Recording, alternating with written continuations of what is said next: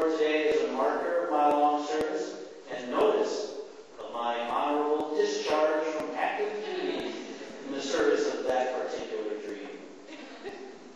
A new generation of clowns has taken run of the circus office and are actively creating chaos of their own in grand circus style. So, to the staff of Circus Smirkus, I raise my glass and say, Mazel Tov and L'chaim.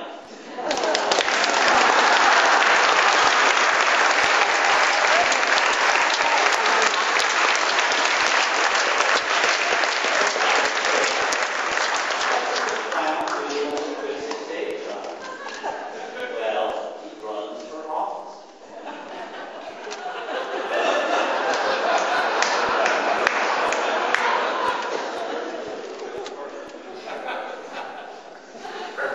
My personal advisor, Arthur Ozzie Henschel, has told me, what the heck, in a small state like this, 17 days, there's plenty of time to get on the ballot. Now let me be perfectly ambiguous. If I were to run for governor of this great state, and I'm not saying yet that I am, I would not run with the Republican Party. I would not run with the Democratic Party. And even though I was captain of the Housatonic League Championship track team, I would not run with the Independent or even the Progressive Party. My friends, but I would run, and always have been a card-carrying member of the birthday party. My friends, no October surprise here. My ticket is already chosen. The one-half prize admission ticket. So leave your tired party, please. You have always voted for them. Come join my party. First, a bit of true history from the Howard halls of this very Senate chamber here. And these are true quotes I found in the Vermont papers. Here's July 27, 1883.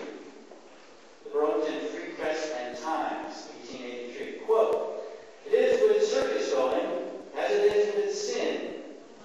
One sin is always followed by a long procession of others. He who goes to the circus is lost forever."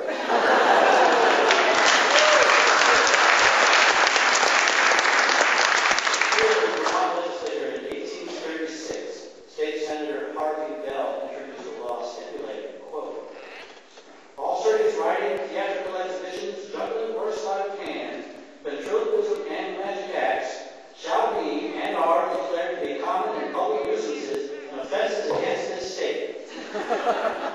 Transgressors were fined $200. This law was amended 44 years later in 1880 to add, quote, "A company of persons who exhibit tragedies, comedies, farces, pantomimes, or other theatrical shows for money." Now, this law was repealed 2 years later because, heck, Burlington, Roman, Montpelier, Brattleboro, all the towns closed down on Circus Day. When the big show of Ringling Brothers came through town, and there were 18,000 people showed up at the matinees of those shows.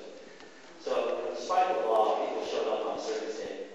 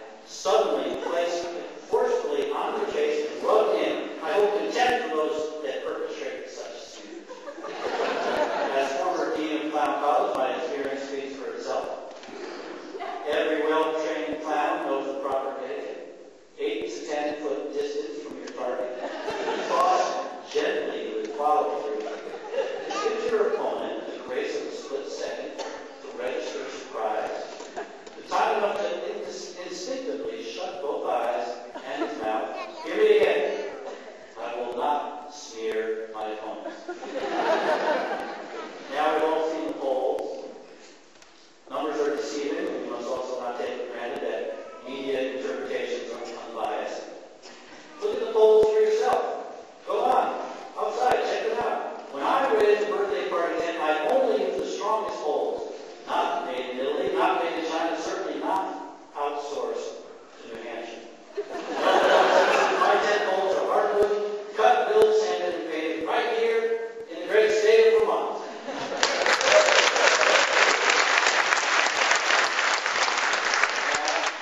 Finally, you're all concerned about the economy. Let me ask the opposing candidates, who among you can name the price of a normal pair, size 24, of clown shoes? It's outrageous. For an average middle-class, blue-collar, red-nosed working clown supporting his family with 2 kids, just look at Mr. Wonderly over there.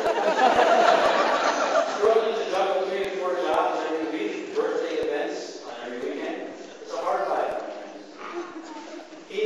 Troy Wonderly, is forced to drive a mini car. Plus, a car to hold 18 other poor working clowns. What of the other middle-class families struggling to save pennies in order to have the big break they never had, to send their kids to clown college? I ask you. I don't know why I'm asking you, but I stand for equal pay for equal clown, regardless of age, gender, or color of their nose. I call upon all unemployed clowns to unite, not in a red state, not in a blue state, but in a state of chaos. To go out, wreak havoc on authority, encourage nonconformity, nourish silliness over stupidity, and fight to make green pies the official food of this great state of Vermont.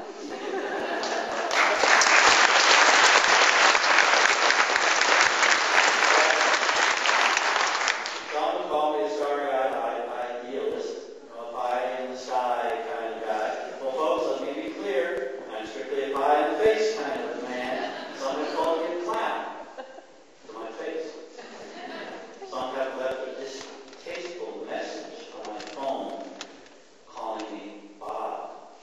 Well, my name is Bob, and I disapprove that message.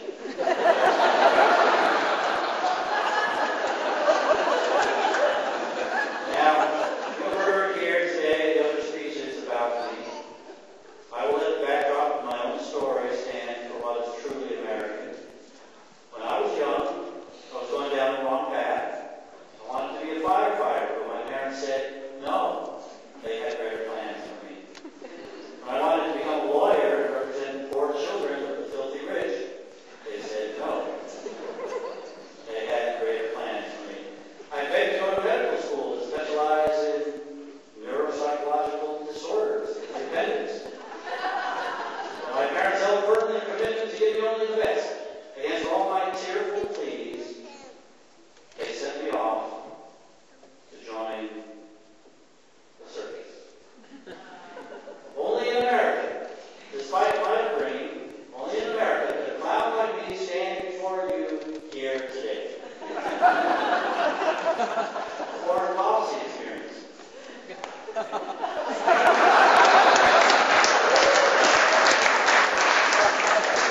True stories. I held once the government of Denmark in throes of scandal and controversy for 3 months after being arrested for riding a bicycle with a girl on the handlebars. They asked me for my papers. I showed them my papers. They asked for my ID number. I said,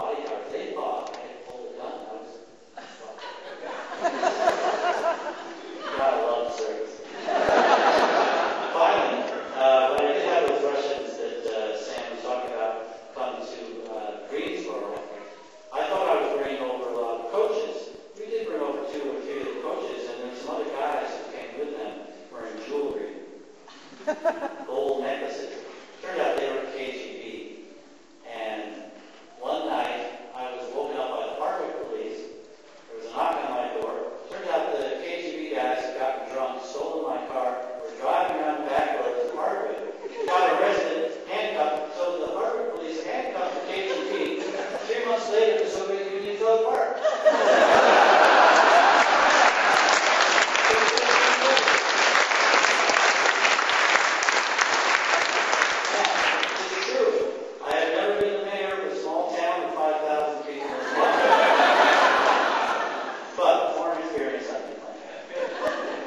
Now to the very important issue of all